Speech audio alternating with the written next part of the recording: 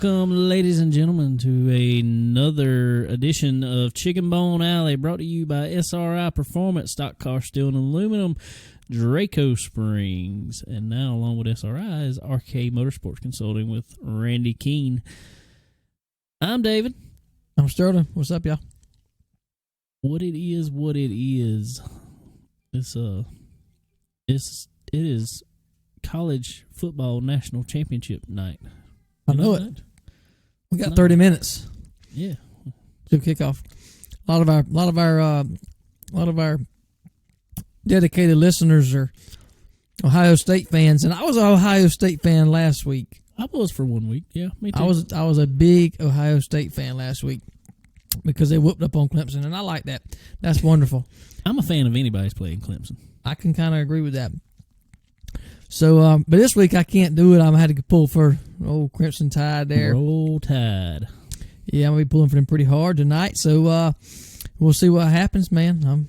It may be a good game. If Ohio State plays like they play Clemson, it's gonna be a pretty good game. Yeah, I really think it will. I mean, I'm pulling for Alabama, but yeah. I ain't really got a dog in the fight. I don't either. I just pull for SEC. Yeah, me too. But I'm just, I, at the same time, I just hope it's a good game. That's right. Exactly. Something good to watch. So, but there is some racing on tonight too. There is first night of Chili Bowl. Yeah, I saw they had a bunch of practice today. Ryan Newman was there practicing. A bunch of them, but qualifying tonight, starting qualifying tonight too. Well, I got 300-something midgets to qualify, so that's going to take a while. Buddy Scott Towsley, he's qualifying Wednesday. That's crazy, and they got half a week to qualify. No, they qualifying all the way through Friday, really. Jesus. They'll run races each night, but with those cars, and it's insane. It is the way they figure out. That's what I'm saying. I don't know how to. No, there's so many F mains and the all alphabet these soup, as they call it. It is insane. What I've never understood about there, and it's just like I was watching in the Tulsa shootout. You run a B main. Everywhere else in the world, when you run a B main, at least, however many transferring, going to transfer to the A main. Oh, no, not in Tulsa. Mm-mm. Not at Chili Bowl, not at Tulsa Shootout, neither one of them. You run a B main, that only gets you into a last chance qualifier. And then you can get into the race. It's insane, but it is. I guess there's multiple B mains, so there are. It goes to the last chance. I don't know. I have to always pull it up and look at the sheet to figure out what's what and where they're going and how they get there. Those guys that run that constantly, I'm glad they understand it and they can comprehend it, because I can't hardly. I just sit in my trailer. You show me where it is, where who's going out, when they're going out. Did they make it or did they not? I'm gonna sit at my trailer. You tell me if I can go or not. I'm gonna go. Exactly. But no, that's crazy. It really isn't. Like we said before, but anybody that makes it into that main, make it into the C. Yeah, that's unreal. It is unreal. So that's pretty cool for sure. But yeah, Flow Racing be on there all week. This weekend, all that. But so also I saw something that came out. Lucas Oil TV is now going to be, I think, MAV TV Select. Yep, MAV TV something plus MAV TV Plus. So something about with it merging and everything else. Everybody thought, you wasn't going to be able to see it if you didn't have MAV TV and all that stuff. No, they are going to show it live. It's going to be live on Facebook and everything. Yep. So I don't know about the whole thing, but I know that once it goes off of Flow Racing, right? Then the CB Last Chance and A, I guess it is, will all be on MAV TV, Lucas Oil TV, or you can see it for free on Facebook. Yeah, that's pretty neat. I hope it takes off good. And I like MAV TV, I really do. We've been saying for years, I love MAV TV. I just can't stand that they play the same races 400 times. East Bay. Jesus, go now. East Bay. Go now. East Bay. But, and I hope they can do it, and I think they will be able to now that they're doing this MAV TV Plus deal. Yeah. It'll allow them to be able to have their own not just having a schedule for national television, but they can have their own deal up there, and it may take 6 hours to run this. Okay, so be it. They have their own platform. So that would be definitely good, and I think that'll make for some more live events, not just the Chili Bowl, and not just. I think last year they ran the Golden. I think they ran Golden Isle live. There was one night or something. No, that was the restart. Okay. They ran live because they only had select amount of people there. They didn't have any supporting classes or anything, so they ran it live on there. So it worked out pretty good for that. And I guess that's the whole reason, is because it's not so much the features that mess them up as far as live, because they can pretty much schedule out how long each one of those are going to take. That's with World Outlaws and Lucas Oil. They run a tight ship. Oh, when they start hot laps, they is rolling. Exactly. If they got supporting classes, that's when it slows them down. That's when it slows them down. And that was proven this weekend, and this wasn't even dirt, but it was proven this weekend at Dillon Motor Speedway. At the Thank New the Year's Lord they were bash. on Speed 51. Because that would I have ran over. about 10 hours of coverage, maybe a little more. For what? To run 7 races. Well, 7 total races. 2 of those were only 25-lap B mains for the street stock race. It's unbelievable. I mean, that was really unbelievable how long that the whole day took. We've been going over to that New Year's Bash race for quite a few years now. We weren't able to go this year, but they sell the place out, man. This is a huge deal for them over there. It was huge. There was more cars there than has ever been there for that race. Yeah, and which was really good. I mean, they filled up Friday before any racing practice, anything happened. Friday, the pits were full. Saturday morning, when they were going to start with practice and everything, they started filling up the outside parking lot at the track. So they had one whole side of the parking lot dedicated to race cars because there were so many there, and then fans were parked down the road. It's awesome. It's an awesome crowd, awesome, turnout, awesome entries, and I guess probably the biggest thing is, I saw people coming from Michigan, New York, which is nothing unusual, Texas. There always is people coming from there for that race, but I guess this year there was probably more because they probably haven't raced all year. Well, they haven't been able to, right? Exactly, yeah. Or either the first of this year, their tracks are like, we don't know when we're going to start. So they're like, hey, let's go to South Carolina. Let's go run this big race, yeah. They're going to keep on, and they're going to have to up some money on that thing. Yeah, I don't see why they really. Honestly, they play what, $2,500 to win? That's a humongous 111-lap street stock race. The biggest street stock race around here that I know of. 55 entries. Yeah, huge race. 58 entries. That's right, because it was 5 more entries in that street stock race than there was in the Snowball Derby this year. That's hard to believe. It really is. That's a pile of street stocks, and you know what? Like we've said before, asphalt street stock. That's the expensive car nowadays. So there's a lot of people put a lot of money in street stocks, and man, I hate to say it, but some of them are $30,000 race cars out there now. They really are. And it's unbelievable. I don't know. I got my thoughts on it. I personally think it's gotten a little bit out of hand. Well, I think it has a street.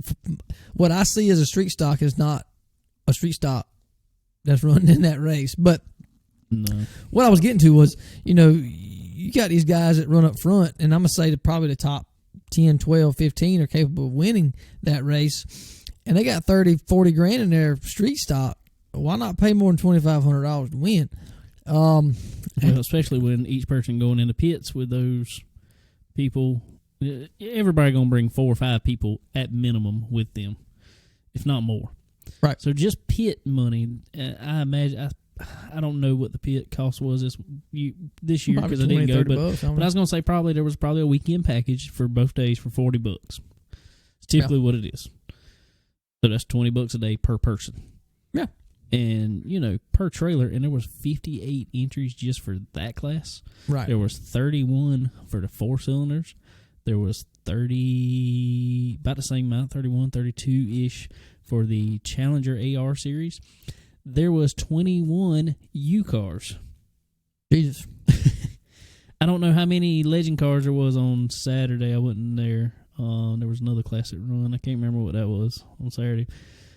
But that's a pile of entry. I mean, don't get me wrong. They also, pay out in, I think they paid $1,000 for Challenger AR series. They paid maybe $500 for the $750 maybe for the 4-cylinder class. Well, I don't know. I guess in just my opinion, I think that should be a $10,000 to win race. Yeah, it is. That race now has almost grown to be the biggest. It's like the snowball derby of street stock. It has grown to be the biggest street stock race of the asphalt street stock race of the year in the United States. Period. Right, definitely. And I know a lot of these guys don't come down and run this race for the money. Really, they do it for they do it for a prestigious thing to say we won the New Year's Bash at Dillon. I get that, but I'm not saying, pay more money to get more people because they got 58 cars. You don't need no more people. You don't need more people but, for it. I just see where, in my opinion, if I'm putting 30-something grand in a street stock, I don't know that I'm going to go down there and take a chance of tearing my stuff up like they did constantly. That's what I was fixing to get at myself is I don't mind the, if you want to pay $2,500 a win, that's a good amount of win for a street stock race. Don't get me wrong. It is. But there's 58 cars here. There probably, no lie, was only about 7 cars left that came out of that without body panels plumb missing off of them. That's what I'm saying, man. Look how much money is spent getting your car prepared for that race, and let alone repairing your car after that race. Yeah. And I don't know. I just see where that should be more money out there. But I will say, in Ron Barfield's defense, he's the track owner, and he had his time in NASCAR himself. Good driver himself. So in his defense, he probably is one of the only ones that pays to win the B main too. Right. Well, so they pay $250 to win each. There was 2. They split up into 2 this year. Thank God, because they still took 3 hours to run 2 25-lap races. I think that was like a 4-hour race last year. It was ridiculous. It was. I mean, those guys. I was watching the race. The top 3 from each B moved on to the A. The first one, there was 5 laps to go. The top 3 were, I ain't gonna say they were checking out, but they were faster than the rest of the field. They would have had zero problem making it.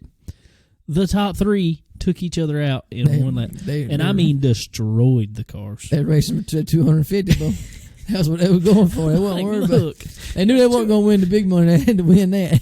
Oh, Lee. I'm like, geez. I mean, you will make it into the main. It is unbelievable. And that's one thing, like I said, we've been going for quite a few years. And, unfortunately, I'm just being honest, this is us, what we do. That's kind of, to be honest with you, that's kind of why I really didn't have the desire to go this year, because it was so drug out. It's on a Sunday night. Can't really take your family because it gets over so daggum late. But it's just so much downtime. It's so, you run for 1 lap and there's a caution for 10 laps. You run for 1 lap, it's just so drug out. Oh yeah, and I will say, as far as in between classes, there wasn't much downtime. They were rocking and rolling as far as that goes. But like you just said, they literally would run a lap. And this year, to me, was worse than almost any year I've watched it. And I don't understand why. I was talking to Bodie Lane earlier about it. He was like, he said, I think everybody just had a grudge out for everybody. I mean, it was just everybody ran over everybody. I don't know why. I mean, it didn't matter what lap it was. It's just, instead of try to pass anybody, nope, I'm going to run through them.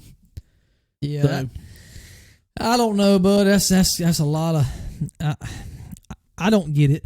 I'm going to relate this back to that dirt again, like I normally do. But I don't understand how there can be 30 super late models on a 4/10 mile track, and with no spotters, no mirrors, no nothing, dust everywhere, and can go out there and run together, and 9 times out of 10 can run a whole race without a complete disaster. The whole entire race.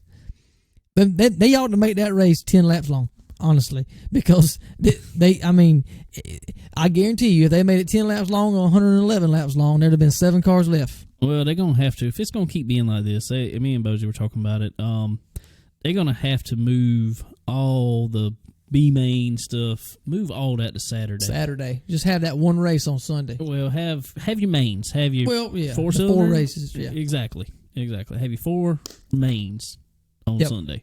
Because my thing was, it was like, oh, well, Speed 51 needs stuff to cover. Well, Speed 51 also covered qualifying, which was on Saturday. Right. And so they were already there. Right. They could cover that on Saturday. They could cover them B mains on Saturday. That's right. I think that would be better, too. And it would get a lot of the crowd out. A lot of trailers. On races at 12 o'clock. Yeah, start them at 1 o'clock. 1 o'clock latest. I know. If you're gonna run them on Sunday, you want to get church and stuff over. So start them at 1 o'clock. Yep. And that would have been the thing. That was my thing about it, because some people, there was actually during the coverage, all of a sudden you see there's a big gate post they can pick up and sit down to open the big gate where they drive through at. Well, in the driver's meeting, and we've talked with Bill about this over there before ourselves, it became a big problem over there, and I understand it. The pits are only so big over there. You only got so many places to drive through, especially with all those cars there. When races were over, people were trying to leave in between races. They'd get their stuff loaded up and they'd try to leave.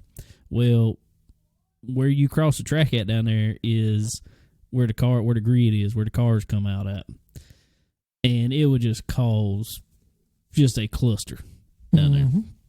Well, this guy didn't make it through the B main. So he was there at 2 o'clock, ran to his B main. Was not able to get his trailer out of there until after or about 11 o'clock last night. So in between one of the races, he wanted to leave. Well, I heard there was a whole shoving match between him and some track officials. He pulled the whole post out the ground for the crossing gate and threw it across the track. Jesus. But that's my thing is, all right, run those B mains on Saturday. Those guys that don't make it, they can leave Saturday. Get out the infield. Right, that's what I'm saying. Yeah, get the crowd. And then if there's trailers on the outside that made it in, let them come in and fill them spots in. Yeah, I think I'm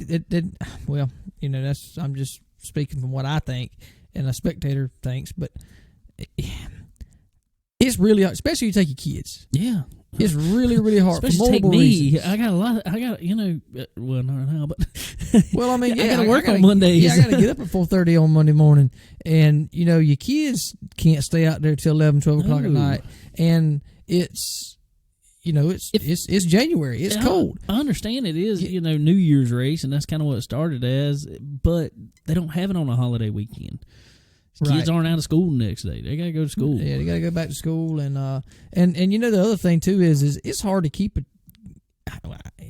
in a kid's perspective, it's hard to keep a kid, even me sometimes, focused on the race when you got, when it takes you an hour and a half to run 25 laps. Yeah.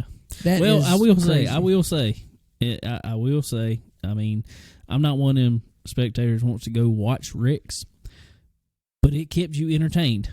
Well, there was a pile of them. And by that point, I'd be like, I don't want to see no more dadgum wrecks. And I don't, no wrecks. I know. But it probably kept some kids entertained because they tore up some cars. They tore up a pile of cars. In saying that, Bobby Tumbleston III, he went out there and won that mass street stock New Year's bash. Finally took old Gary Ledbetter out of the... Well, Gary ended up getting in a wreck with like 3 laps to go. Oh. Of course, which, I mean, he wasn't leading anyway. Bobby had the car. He was class of the field. Oh, good. Let's see somebody different, because every time we've been over there, Gary Ledbetter... But he come on strong. Him and Averett Lucas, we talked to Averett Lucas, later in last year. He won in Bobby's car over at Florence. And ever since they have, teamed up together and kind of worked on cars together, all of a sudden his cars have, and they were fast to begin with. Bobby's always had fast cars. But especially since him and Averett have been working together, that has been some hard to beat cars. Mm-hmm. So, congratulations to Bobby Tumbleston, the third, winning that race. I think making it through the melee. Yeah, making it through. I think Wayne Locklear finished second. Ricky Locklear Jr. finished third. I think it is. Our buddy AJ Hyatt finished fourth. Wow, sweet. So, congratulations all to them. Awesome runs. Good keeping your car clean there. And maybe when some of these races coming up, maybe it won't be so bad. Well, yeah. I'm not saying it's bad. It's just, I don't know. It's tough to watch for that long. Yeah, it is. It really is. So I love watching good races. And like you just said, I don't look at it as a wreck fest being a good race. And I just see a lot of money going down the drain at that point. Yeah, right. That's very upsetting for me, thinking about what them guys got to go back and do and dump all this money in there and stuff. And and another thing too is a lot of these guys that may have the money that they're not going to really worry about it. They don't care about everybody else's stuff, man. They'll go in there and kill your stuff, and that it's just I don't know. I kind of like, much as I hate to say it, I kind of like to see that race being run at Florence, because I don't think you'd have nowhere near as many tore up race cars over there. That is one of the big things. Front straightaway at it is at Florence too, but front straightaway at Dillon is pretty narrow between them walls, and that's a lot of where it happens. And it happened a lot there yesterday. Was coming down the straightaway, somebody get loose out of 3 and catch. A lot of times somebody would be up under them, and that would cause them to get high. They get loose out of 4, and they would catch a right rear of somebody that was passing them, and it just caused tearing stuff all to pieces. Just a lot that happened. But the difference is Dillon has a wall all the way around that thing. Right. Yeah. which is nice to some extent. But you could tear up his car. Florence, at least, you got a front straightaway wall, and you got an inside wall all the way around it, but other than that, you can kind of run off the track if you need to. You got some runoff room. You got a little runoff room, and but anyway, and then there was some action the rest of the night. Oh Jesus! Yeah, there was some major action, a lot of fighting, a lot of bloodshed. Looked like, and I'm telling you, big some one tasering going on there. Yeah, big one was Stacy Matthews and Toby Milligan over there, and Toby was not happy. He got took out by Stacy Matthews on a restart, and he was not happy, and he went to working on Stacy Matthews' head, and then all of a sudden you see a taser get fired, and the fight stops. Yeah, that's all this on the racetrack now. All this on the banking in turn one. In turn one. It's man, that's a mess. I just it's a lot of emotion for that race. Is all I can say. Great day. Yeah, it definitely was. And it really sucked right before that. My buddy Chad Webster over there, he went in. I think he went down in turn 1, throttle hung on his car, brand new car. Just got it all together. And when he got done with it, the radiator was laid over on the track. He hit head on with it and destroyed that car. I texted him, right after, and I was like, dang, man, that's awful. You all right?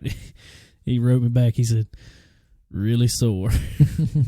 Yeah, I bet so. I'm glad he was all right. Glad he had a good safety seat and seat belts and all in there to keep him safe, because that track's fast, and to go straight on in the wall in turn 1, that's got to hurt.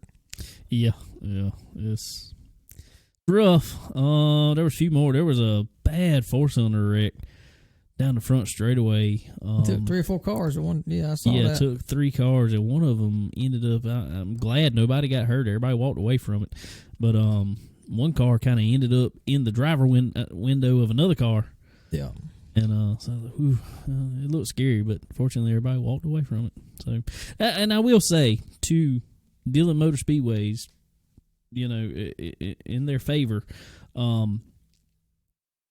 Bill over there runs the safety team over there, and I promise you, if you race at Dillon Motor Speedway, your car is safe.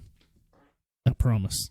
Yeah, it definitely is. He does not let nobody slide at all. He definitely checks everybody to a T. And if you don't have something by the rule book, you ain't running. No. So they I think pretty much every car over there now, maybe not the U cars, but other than that, every car pretty much you got to run a full containment seat. All that you got. I think they ask for hidden neck restraint in a lot of it. So that's good. That's good to see tracks doing that, because you'll keep competitors around a lot longer. Yeah, you have good safety. Yeah, definitely. You'll keep the doors on the racetrack open too. Exactly. So that is cool. But like I said, it was a eventful weekend over there. But glad everything panned out like it did, I guess. And like you say, congrats to everybody who took home the old big check there. And we'll see what happens next year. Probably gonna be just big, if not bigger. About the same. Yeah, exactly right. Well, I had the old dirt late models getting started back up for 2021 over there on the West Coast. The Wild West Shootout started. Was it Friday or Saturday? Saturday night. Saturday night. So I had a couple races over there. It was all on Flow Racing. I was not able to watch it, but it was on Flow Racing. I think when it starts back, tomorrow night? I think it is. It starts back Tuesday night. Tuesday. They ran Saturday night, ran Sunday night. Jonathan Davenport put it on them on Saturday night, as I thought he would. But then somebody I didn't. Well, I'm gonna tell you, I think he's gonna be. He's gonna be a really good. I was gonna say sleeper, but I don't think he's really gonna be a sleeper. I think everybody's gonna be expecting it, because Ricky Thornton Jr. He come on Sunday night and put it on them under the Wild West Shootout. And I tell you, I really think I think he's running Lucas Oil Series. I think he committed to run the full Lucas Oil Series in a late model. You know, he's always run modifieds. Here in 2020, he jumped in a late model a good bit and really ran good. Won a race or two, I think it was. I really think he's going to go out there and he's going to be a force to be reckoned with in Lucas Oil Series. Yeah, he definitely will be. And like you said last year, we got to see him quite a few times and looked really good. I don't, the transition from a modified to a super. We talked with Kyle Strickler a little bit about that, and it seems not to be a really big change. But I think you really, from what I've understood, throttle control and learning to hear the car and all that is really important in a super to try to figure out wheel spin and all that. And that's got to be the same in a modified, because you got about the same horsepower in a lot smaller tire. So you run an 8-inch tire and modified. So right. So I really think the best, a lot of these guys, a lot of the better drivers that come up to supers, I think some of the better ones is coming from modifieds, because you're really learning that throttle control. Yeah, so, I really do. Ricky's going to be good this year, I think. I think he's going to be good for a long time to come. So we'll be watching that this week too, and seeing what goes on at the rest of the Wild West Shootout. Also next week, Volusia coming up with the Sunshine Nationals down there. Yep. I saw Bronson was getting his crate car ready for it too. So running supers and crates. I know Bloomquist typically goes out to Arizona to the Wild West Shootout, but he didn't go this year. He's going down to Volusia. But yeah, a lot of them guys I think getting a little testing in for the speed weeks in Florida, or speed month in Florida. So I know Will Harrington just saw he's testing at Alltech, I think. Alltech, yep. Testing the super out, so he'll be down there around somewhere in Florida during that whole stretch of racing going on there. But there'll be a lot of stuff going on. I know East Bay, Alltech, Bubba, Raceway Park, Volusia. Yeah, Volusia. I did see. I don't think Stuart Friesen is running the super at Volusia. Really? Yeah, I think he's running at East Bay and maybe Bubba. I think it was. Or maybe Alltech. He may be just going to concentrate on his big block. At yeah, that's kind of a. And having. I think he's probably still going to run, as he has past a couple of years. Still going to run point series for the big block modifieds. He won a championship in this past year. Right. I mean, so I imagine when he's running that big block, he probably kind of focuses on it. Yeah, I don't blame him for that for sure. So, but we'll be looking to see how he can do in that super. I think he'll do just fine. Oh yeah. I was hoping we're going to be able to see him. With our plans are to head down the 11th, 12th, 13th, be down in Daytona area. We're going to try to do a little asphalt and dirt stuff. So we're going to try to hit Volusia, and we're going to go check out our buddy Derek a good bit. So hopefully he'll be down there at New Smyrna running his old super late models. Get to hang out with him some and see what else we can find and get into. Oh, yeah. We can always find something. Maybe it'd be a little warmer than it was last year. I ain't lying. It was cold last year. It never got warm at all. I think the cold followed us down there. I think it did. It's normally Daytona's always, and that's happened to me and Sterling a couple times. Daytona's always, even winter, 65, 70 degrees. Oh, no. We've been down there one time. We went bike week one year. Whew. It set record lows every night. Yep. It was like 32 degrees, 31, 32 degrees during bike week. Which was ridiculous. And then this past year we went down there and it was cold down there at speed weeks. So maybe we'll get some warm weather this year down there. So, but speaking of Florida, this next guy coming up, he's about to head down that way. So let's go talk to him. All right, ladies and gentlemen, on the phone now we got the street stock man himself, Mr. TJ Henry. TJ, what's going on, man? Not much, just another day closer to going to Florida. That's what I'm talking about. It cold enough up there for you right now? Oh yeah, it's 40 degrees. I mean, yesterday it was actually kind of nice. It got up to like 50, and me and Dad were standing outside. I was like, man, it feels pretty good out here. There was no wind blowing, so it actually felt pretty good. Now today the wind kind of picked back up a little bit. Says it's 40 outside. You walk outside, you want to go right back inside. I'm sure you are ready for that Florida weather then. I'm telling you. Well, for our audience here, tell us where you stay at up there. I'm actually from Felton, Delaware. I born and raised here. Been racing 25 years. Pretty much just around here. When we were running go-karts, we traveled a little bit, but went to college, University of Northwestern Ohio. Did a little bit there and learned what I wanted to learn for myself. And then I guess you'd call me a dropout. I dropped out, came home, and just pursued my race and haven't really taken off with it. But it's what me and my dad like to do, so it's what we keep doing. I hear you there. Well, let's go back on your racing career. Tell us, you just kind of went into it a little bit. Tell us where you started racing and how all that came about. I started when I was 4. My dad and his buddy actually raced at a little go-kart track right outside the trailer park. There was a body shop. They had a little field right next to it. They set it up every Sunday. My dad would go over there with his buddy. They'd run. And then got to the point where I climbed in the go-kart and I looked at my dad and was like, when can I go? And we were actually on our way up to my aunt and uncle's house, and we saw a little fun cart sitting in somebody's yard they had a yard sale going on. So we dropped my mom off. We turned around. My dad went back. I think he paid $50 for it. We took it home. It was one of them little one-tire fire go-karts. So he cut the back of it off, put a live axle on it, put the biggest rototiller bored out motor he could put on there, and that's where it started from there. We started at Middle Ford Speedway, outlaw, run what you brung, hope you brung enough. From there, it progressed to where we actually started running WKA. And then when my first years in there, I think I was like junior 1, and I came back in after like the first round of practice. I looked at Dad and was like, is there anything we could do to make this thing go faster? So this thing ain't going fast enough. So went from there, ran go-karts for many years.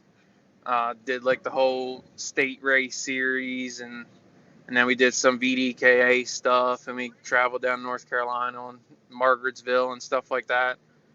Never really got into any of the PA dirt tracks. After dirt, we transitioned to asphalt. We ran some asphalt nationals and did a winter series down in Concord. Been all the way up to like Beaver Run, Chapel Hill, New York. We went to Florida one year just to watch the World Championships for the karting down there at Municipal Stadium. Yeah. From there, it progressed to a slingshot. Ran a slingshot for like 2 years, and then from a slingshot, it progressed to a 4-cylinder dirt truck, and that's when I first started college.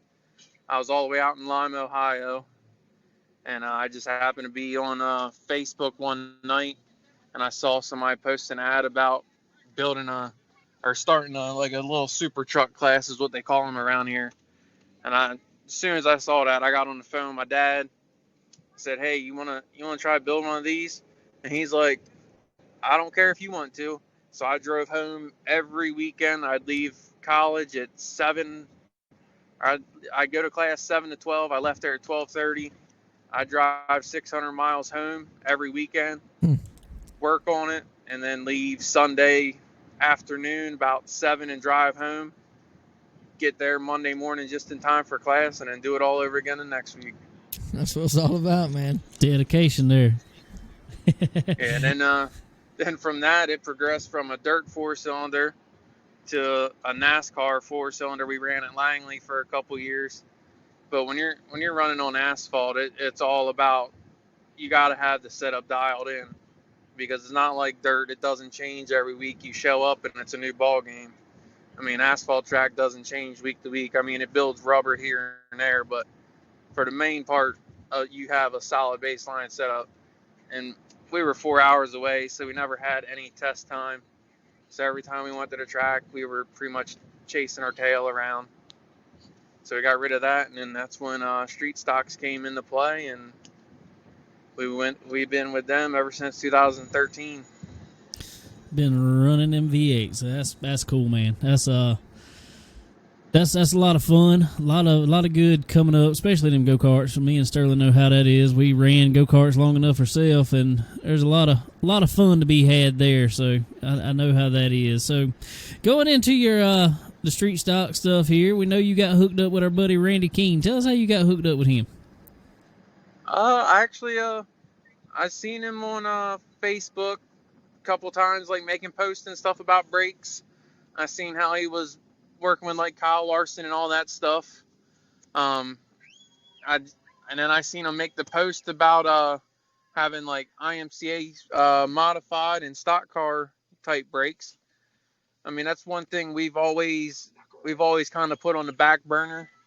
As far as brakes go, I mean, like Randy told me, and I mean, I understood it before, but I really understand it now after talking to him multiple times. There is a lot of time to be gained just in the brakes. Yep. I mean, me for one, I use the heck out of my brakes. I'm very dependent on my brakes. Just coming from being able to run go-karts on road courses and stuff, that teaches it how to out-brake people, how to drive in deeper, use the brakes a little bit more to your advantage. So I took that and I turned it to my street stock. And that's one thing that I think I can say for myself is I've definitely progressed with using the brakes a little bit more to my advantage. But now that I'm with Randy, I think I can take that to the next step. Because I've always bought the cheap advanced calipers that cost you $30. I've already went through a whole set of rear ones in I think it was 3 races. Just from using them so much, they got so hot it blew the pistons out and then they locked up. Oh yeah. So just the technology has advanced so much just with calipers that it's still a stock caliper. It just has better internals to it, which in turn allows me to use more brake to help me dial the car in even better. Well, there you go. That's what it's all about. And now that Randy's over there with SRI Performance, and he can get the best of everything as far as brakes go. I know you're running a lot of Stop Tech stuff, but he can hook everything up as far as Stop Tech or PFC, whoever you want to run, or mix them up. And so that's a good deal they got going over there. So talk about this going down to Florida. What's going on down there? You going to East Bay, right? Yeah, we're going to East Bay. We actually leave next Saturday. we were going to leave like noon, and then we changed our mind and we were going to leave at 9 a.m. And then we changed our mind, we're leaving at 7 a.m. They are ready, whatever. Just ready to go, ready to get to Florida. But it's definitely been trying. We just picked up our new motor, New Year's weekend. We got it in the car. We had to redo our headers and everything because down there they require mufflers. Up here they don't require mufflers. Got it in the car, fired it up just this past Saturday. Did the whole break-in process. It went smooth. We shut it off, let it cool like we were told to. We readjusted our rockers back to what they were supposed to be set at after break-in. Fired it back up, set the time, and it was running fine. About 5 minutes later, it started ticking real bad. Ooh. So we shut it off. Dad was like, we'll push it in the garage, let it cool down. So we pushed it in. I ended up going over to my in-laws because we were watching some football, and I was trying to spend time with my kids before I go for a week. So went over there, and he called me and said he could fit the whole feeler gauge stack in between the rocker and the spring. Dang, and that's never good. Ended up wiping out one of the cam lobes. Oh, man. So y'all got it ready to go now? Yeah, my engine builder sent me he sent me a brand new cam for it and some break-in rockers. We ended up putting Old Faithful back in there just so we can scale it and everything, which is my motor we ran up at Bridgeport. It's pink. We call it Pinky. But we put that in there, and that motor, out of probably about 35 races that motor has on it, it has about 25 wins. So she's definitely Old Faithful and old reliable. Oh, definitely. Well, at least if you have motor problems, at least it happened at the house before you headed all the way down to Florida. It happened down there for sure. But what's going on in East Bay? What all kind of racing is going on? What kind of big race is it for the street stocks down there? It's actually the week we go, we actually run the same weekend or the same week as the UMP modifieds run. So they're racing along. Well, I guess you would call us a support class to them. Monday is practice. So I think they practice 6 to 9, and then Tuesday, Wednesday, and Thursday is $400 to win for us. Friday is $500 to win, and then Saturday is $1,000. Sweet. You could rack up some good money down there while you're there for sure. Yeah, it definitely. I don't know if we're taking a necessarily a knife to a gunfight, because car wise, I feel we're pretty even on car. I just have a little bit more sheet metal on mine than they do. When it comes to motor, I think we're not as high up as we could be against them, but transmission, we got a stock 3-speed. They have they have Bryn transmissions. Just some things we have that they have better of, but for the most part, right. I think we'll be pretty good with my setup definitely. And my driving ability. I think I should be pretty decent. Oh, absolutely. Yeah. Well, is this your first time going down there for speed weeks in Florida, or? Yeah, this is my first time going to race. I've been there a couple of times to set like it's a crew guy for a mod light, but we're actually doing a little role reversal. He's gonna be my crew guy this week, and I'm gonna be the driver. Cool deal. Well, tell us a little bit, and you talking about it, back up home there running. Tell us a little bit how your at least 2020 season went, all that. I know you've been doing pretty good up there. Yeah, we 2016. I actually had a guy come up and help me set up my car. And what it was is he came up and he helped me dial in the setup. And we got the front end working pretty good. We went up there. They did like a 4-race mini series. And we were getting it dialed in. So the 4-race mini series, I finished third. The second race, I finished second. And then the next race, I finished one actually. And then the 4th race was the one where the brake caliper is locked up. So I told Dad, I said, we can take them off. So we took them off. I went out there and he asked me, he said, if you don't feel safe, we won't do it. I said, I feel safe doing it. So we went in and took them off, went out there and almost won that race. Point season started. We ran 2 races, and we won those 2. And I wasn't sure if I was gonna keep running for points, so we missed the race. And then we went back up. We won the 3rd one, and my dad was like, "You think we should run for points? You think we can win it?" And I was like, "Sure. I mean, I don't see why we can't." So we just started chasing points and kept winning and kept winning and kept winning, and next thing you know, 1 win led to 16 wins. There you go. There ain't nothing wrong with that at all. Well, that's awesome, man. Well, first of all, welcome over here, I guess we could say, to the SRI family and the RK Motorsports Consulting side. And, man, more than anything, good luck down there in Florida, and I hope you go tear them up down there as much as you did back home. Yeah, that's what we're looking forward to. See if we can't get same success as we've had up here.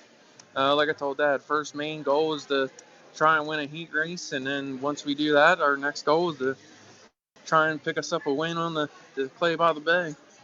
There you go. There you go. Well, how can people follow you on social media and stuff to check you out? Yeah, they can follow me on my Facebook page, TJ Henry Racing. I'm gonna have my sister. She'll be in charge of that through the week to keep updated. My mom's already got on her about that. Told her she's gonna have to be the one updating it for her. So she'll be on that. My Twitter is linked to my Facebook page also. So pretty much main one is the Facebook page, TJ Henry Racing. There you go. Well, cool deal, buddy. Well, we wish you the best of luck going down there. And but who all you got on the car going with you down there as far as sponsor wise? I got Revamp Professional Painting. They came on board and helped me this year. I got the Maxwell Group Realtors. I got Trend Details, New Vision Glass. I got Bridgeport Speedway. They're actually doing their first annual Street Stock Nationals this year in October. That's going to be a big paying race. Trying to think of who else I got on the car. You want steak, right? M&T Racing Engines. They built me a real good motor. I mean, granted, the cam wiped out. It's nothing he could have done, nothing we could have done. It's just product of going with cheap metal nowadays. But other than that, they're the main ones on there. Shed Knives also, they've come through and helped us out. Well, that's a cool deal, buddy. Well, like I said, we wish you the best of luck going down there, and hope to see many good things coming from down there. What was that? I lost you on that one. No, I just said we wish you the best of luck going down to Florida, man, and hope to see many wins coming from down there. Thank you. All right, good talking buddy. To you. You too, man. Have a good one.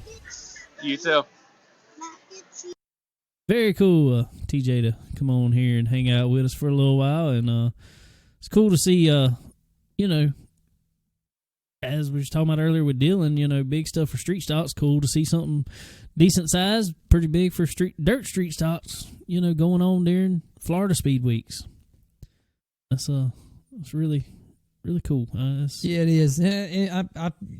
We looked last week. We was trying to figure out where we could go and what, far as when we could go, where we could go, I guess you could say.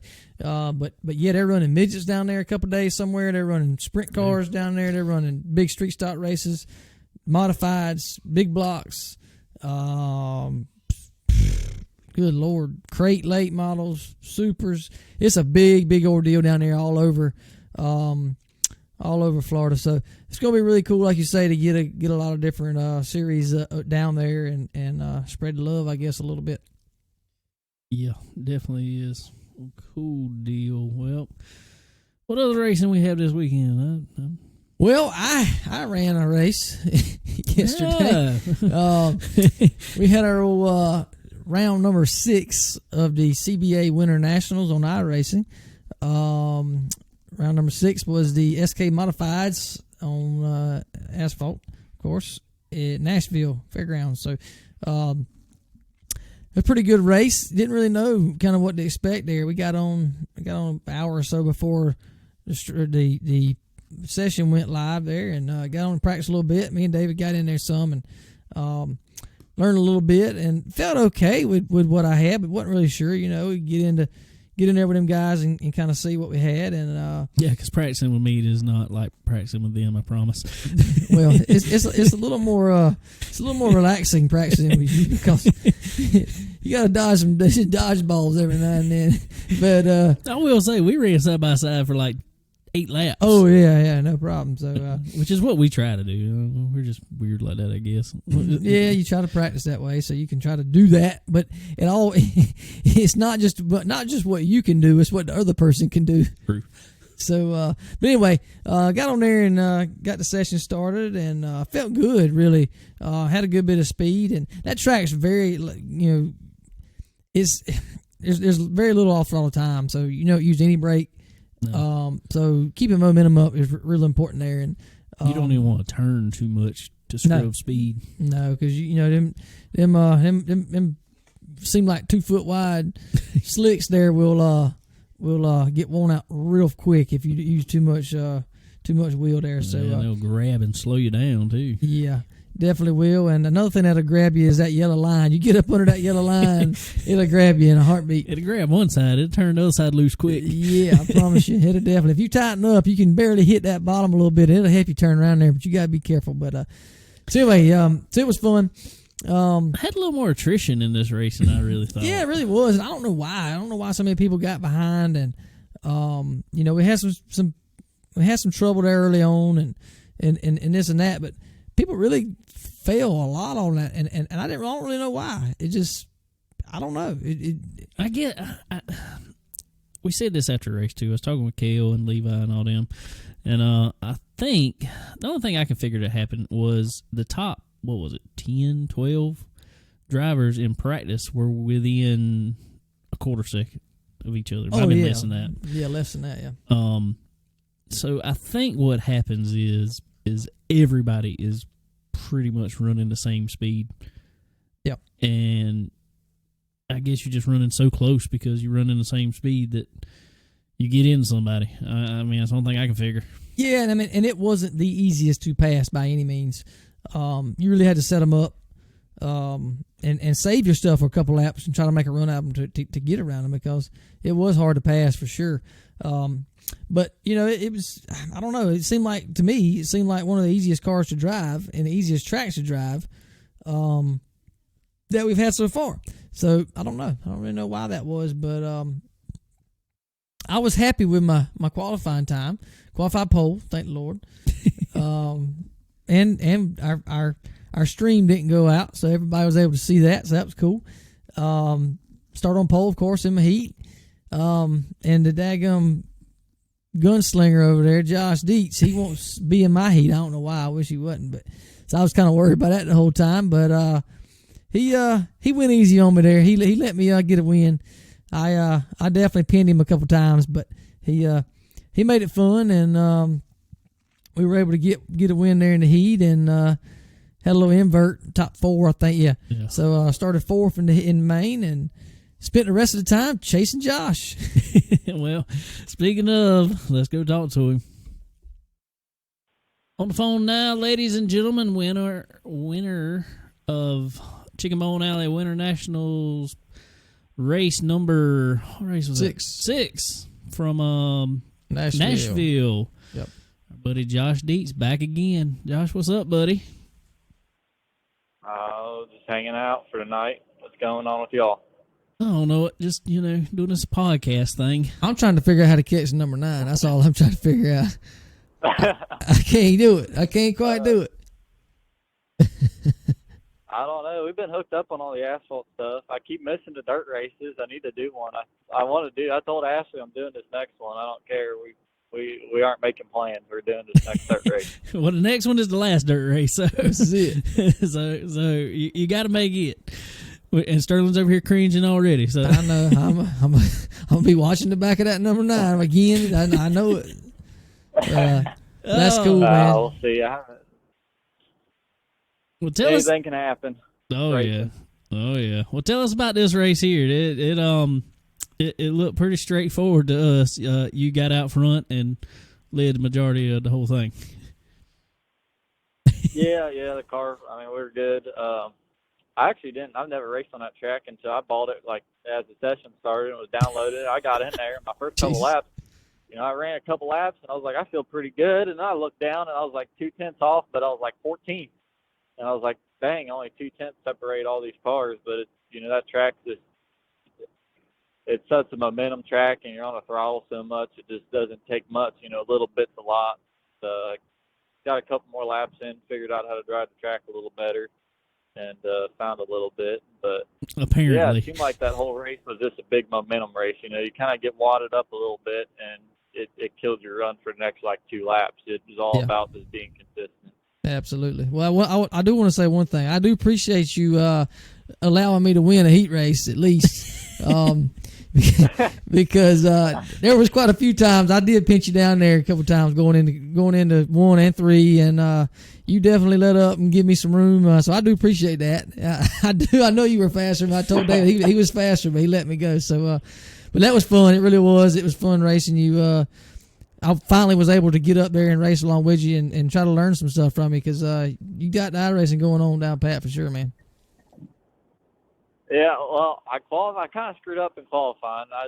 I'll be honest, my first lap I went through 1 and 2 and it felt okay, and then I got to 3 and I was like, I don't like this lap. I just stopped and reset and went back to the pits, and I was like, I'm going to get another lap. It's going to be better, because I was like a half a tenth off where I really wanted to be. My next lap, I went out there and I hit the infield a little bit, and I know everybody that was in that race knows what happens when you hit the left front of the infield. It just starts to come around on you.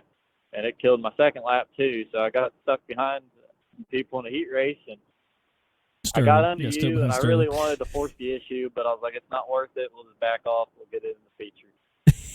Yep, and you did. That's who you got stuck behind. You got stuck behind Sterling. That's what it was. Yeah. I just wanted you to see my sponsors. I scared myself driving in there. I got in there. I was like, he's coming down. I know he's going to do it. I'm going to drive in here anyways. Maybe I'll scare him. Maybe he'll give it to me. And he didn't give it to me, so I backed out. Well, he was still upset because at Myrtle Beach when he won that heat race, the broadcast went out for some reason, and so nobody got to see him even win that heat race. So he was just wanting somebody to see him win something. That's right.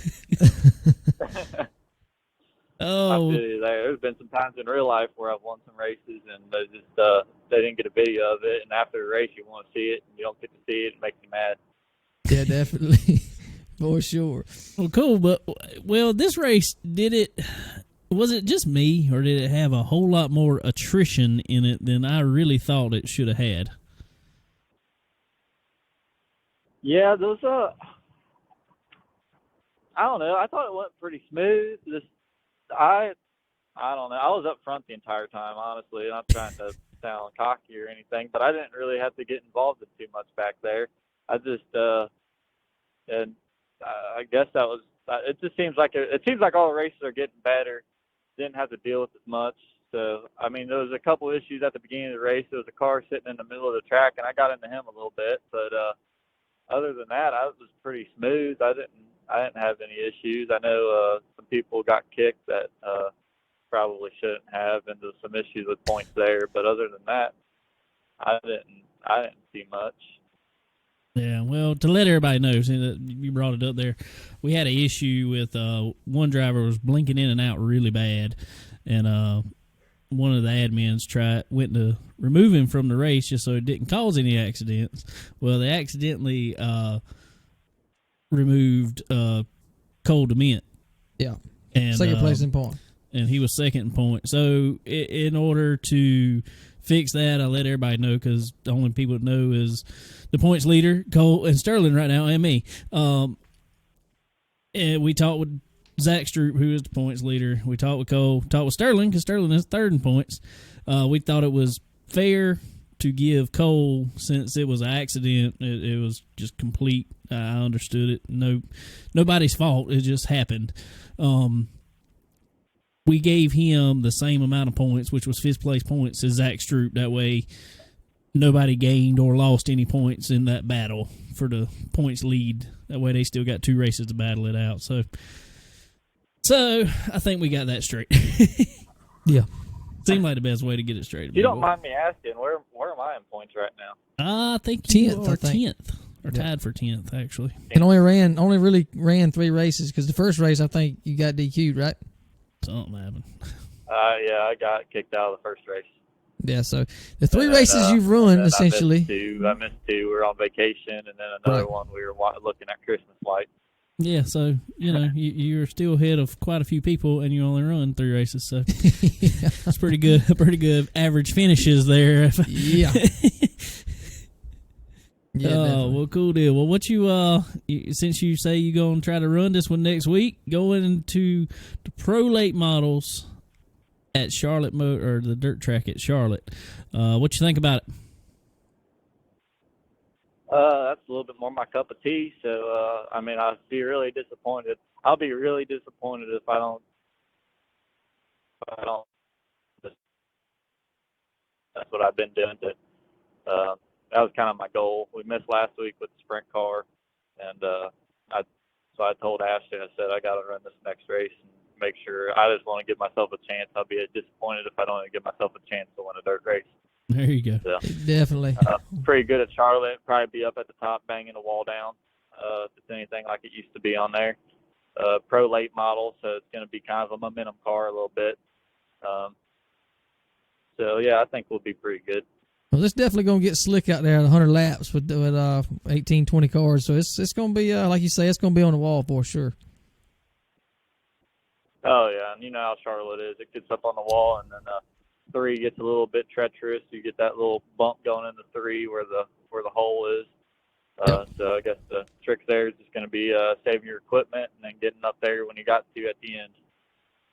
Yes, sir. That's right. Well, speaking about late models, we see you got you a new ride. Tell us about it.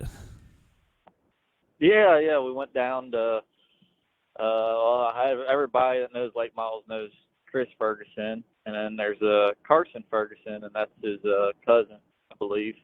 And we were in an XR1 last year, driving for somebody, and this year we decided to go back and kind of do our own thing. We had an older car. We decided to update. We're kind of picking between a couple different chassis manufacturers, and we decided we wanted to stick with the Rocket, get an XR1 just because we learned so much with it last year. And he had one for sale, and we went and picked it up just a few weeks ago. Cool deal. It looks really good. I saw pictures of it. It looks jam up. Oh, yeah. Yeah, it's a real nice car. We're probably going to hang a new body on it.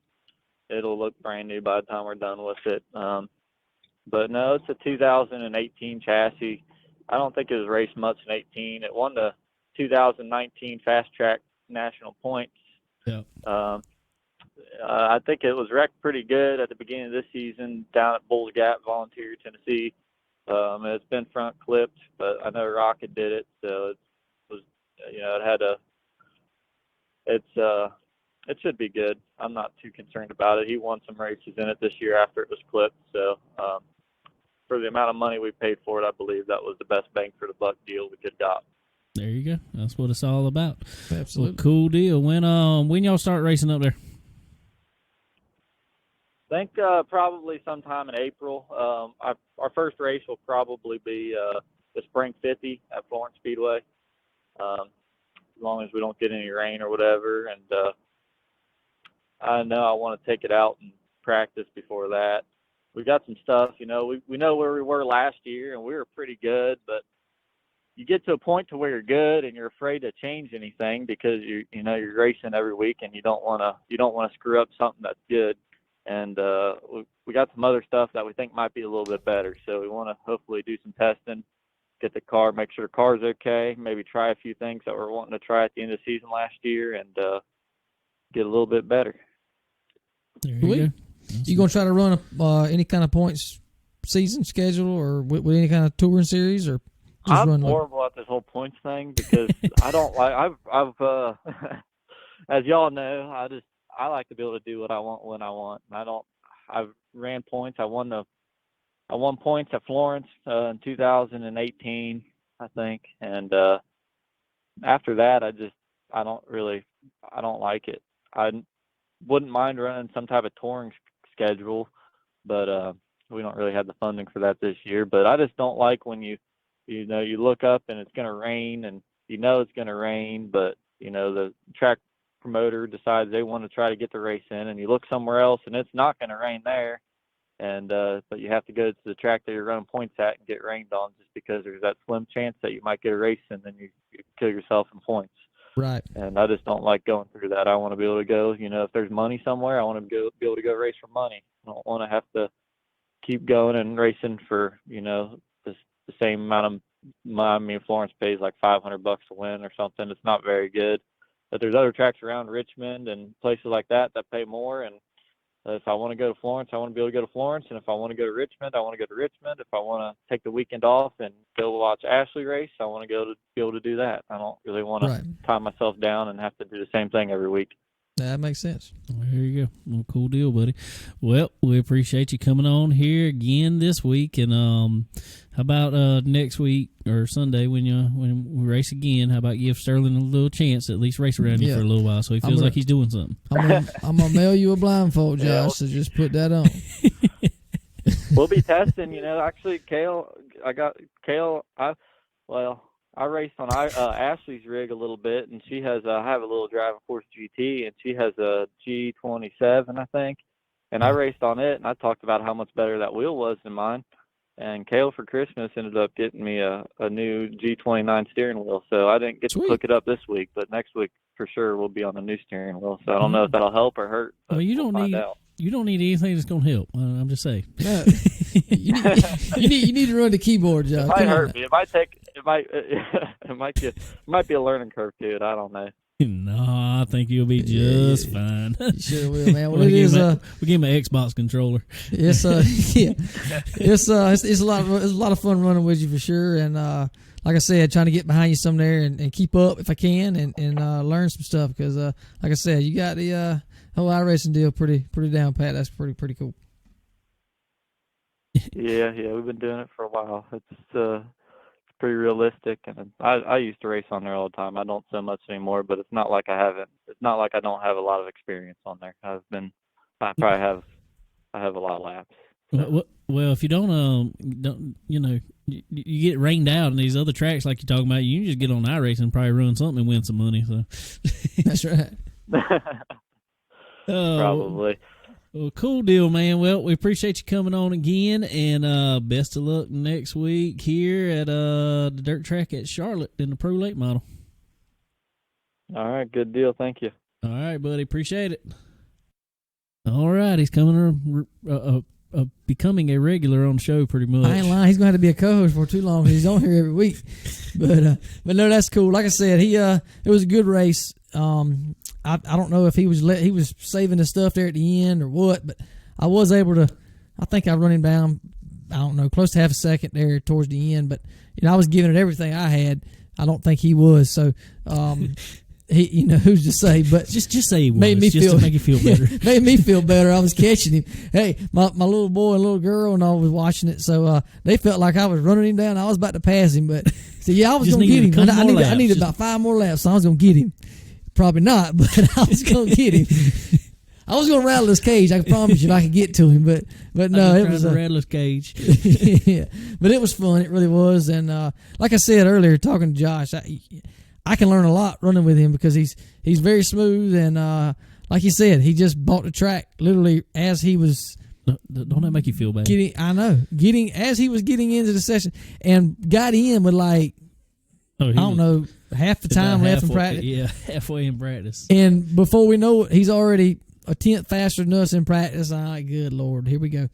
So, but no, it was cool. It was a good race. I don't really know what happened. A lot of things happened in that race and kind of moved everybody around. And a lot of the front runners, Zach and Cole, I think they must have got caught up in some stuff because they were constantly back and forth through the top 5 and all. And I got caught up. We had a little mayhay there, and I don't know why, but halfway breaks has been messing us up a good bit. And I went in on the halfway break third, come out right behind Beef Tips, and I ended up being a lap down. We got all that straight, and I still had to restart 7th. So I don't really understand what happened. I don't get it. I really don't. It's something with iRacing, and I don't understand what's going on with it. It don't make no sense. No, it doesn't. But maybe we can figure that out a little bit before this week coming here. Well, this week would be all right because there ain't going to be much pitting in the dirt track. I mean, you can't go in there and fix your car because we always have one fast repair, and you can go in there and fix your car, but you can pull right back out on track when that happens. But crossing our fingers for the season finale at Five Flags. Yeah, I hope that's going to be I don't know how we can. I don't know how we can work that out. I don't know if we need to waive a couple cautions till we can get it back right. Maybe, however we enter pits, try to make it sure that everybody lines back up that way. Whatever we got to do to make it happen. So I don't know. We might add a couple laps, maybe 10 laps to the race to be able to make sure we get that halfway point right. But anyway, it'll be good. It'll be, I don't know. 150 laps there is going to be exciting too. So. I tried to rally for 300. I don't know if we can make 300 laps or not. That'll be a eventful race for sure if we can do that. It'll be a long one. It would be a long one, but it would be pretty neat. But we'll see what happens. Maybe we'll do a vote, see who wants to do it. Majority rule. But anyway, no, going this week, like you said, dirt track at Charlotte, 100 laps per late model. It is going to be slick. It definitely is. It's going to be tough. It's going to be really tough. And like Josh, that's kind of his wheelhouse. He's probably going to dominate, of course. But, I don't know. It's going to move to the wall, and it's going to slow down, and it's going to be a lot of throttle control in that race, too, because it is going to be slick to the wall, faux show, and everybody's going to be probably over-rotating, and you're going to be getting into – it's going to be interesting. Yeah, definitely. Whew, that's going to be a good one to watch. There's actually a lot of room on that track, though. I mean, there is. There's a lot of room, so maybe everybody, who wants to run the low line can run the low line, and then who needs to run the high line can run the high line or something. I don't know. Yeah. Maybe we can. Maybe a driver's meeting rule. Anybody that's getting past, just go to the bottom. Just go to the bottom. Go to the bottom, but if somebody's already up under you, then don't go to the bottom. Don't go to the bottom. Hold your line. Hold your line. But no, it's going to be fun. I know a lot of guys going to be practicing this week. Some of them probably don't have a whole lot of experience with that car, especially being that slick with that car. So everybody get your practice in this week, and I'm going to do the same if I can because I need all I can get to. And we'll see if we can make it through it. I hope we can. It's going to be interesting. Yeah, and coming down to the wire here, you heard us talk about Cole and the issues we had there. I think there is a 2-point difference. Yeah, I want to say I think Zach's got 136 points. Cole's got 134, I believe. And I think I'm third with 123. So I'm a good ways back, kind of, if you look at it that way. But you never know. Anything can happen. They can have a bad race. I could have a decent race and close that gap a little bit. We'll see. Going to be fun to watch. It definitely is, especially between them two. I mean, if I'm not in it, it's fine, whatever. But it's going to be interesting seeing them two go down to an asphalt race to decide the points because it seems like both of those guys are a lot better on dirt to me. Zach's pretty good on asphalt by all means, but I think both of them guys seem to be the best on dirt. Definitely so. Cool. It's gonna be a good one to watch, and hopefully they'll have some good racing. I think they will. Yeah, definitely. Well, cool. I want to talk about something real fast. We got a new sponsor here on the show. Guy that been friends with for a little while and did some talking with him, and proud to bring on Earl Ramey Racing Engines. Yes, sir. The man himself. The man. Charlie Daniels of the Torque Wrench. Yes, sir. That's him. Earl builds motors for pretty much any and every racing application you can think of, especially dirt cars. He's big in dirt cars. All your this Crate Racing USA stuff, all this sealed motors, he is certified to be a rebuilder for those engines. And so if you need your motor freshened up, you need a new motor, whatever, go check out Earl Ramey. Give him a call, 704-500-3322. He's up in there in the Charlotte area. Yep. Race City. Race City, USA. That's it. Check him out on Facebook, Earl Ramey Racing Engines. Yep. Also, he's got a awesome chassis dyno. So that's what I was fixing to get at too. Is you got a car, you want to see what kind of power you making to the wheels? Give him a call up there. Yep. Check out his chassis dyno. Get you some time on there. Go do some tuning on your car there, and really get it lined out, ready for the race season. I tell you a whole lot about your car. You can have this motor with all this power, but you got to get that power to the wheels. Exactly. And that chassis dyno can definitely help you out in a whole lot of ways. So go check out Earl Ramey Racing Engines, and you won't be disappointed. I promise. Right. Well, anyway, what else we got going on this week? I don't know it, man. Like I said, Chili Bowl stuff going on. Check that out. Wild West Shootout stuff going on. All that's going to be on Flow Racing TV. We done told everybody. Go get you some Flow Racing. See some racing all the time. The Flow Racing. Go with the flow. Go with the flow. We're not sponsored by them at all. But I do like that. I do like that slogan. I do. We might need to trademark that for them. Go with the flow. But no, it's a lot of stuff going on, and like I said, Speed Week's getting close. Cup guys and trucks and have we really had an off season? No, there is no off. Especially for dirt, there's definitely no off season. I don't think there is off season. Well, and that's our thing is we go back and forth between both. I mean, we do it. We cover a lot of dirt, hang out at a lot of dirt tracks, but we cover a lot of asphalt too. And so it's like we don't have an off season. And we don't. I love it. It's awesome. Year round sport. Nothing wrong with that. Well, cool deal. Well, we didn't talk about it the first show. So how you ready for some work this week?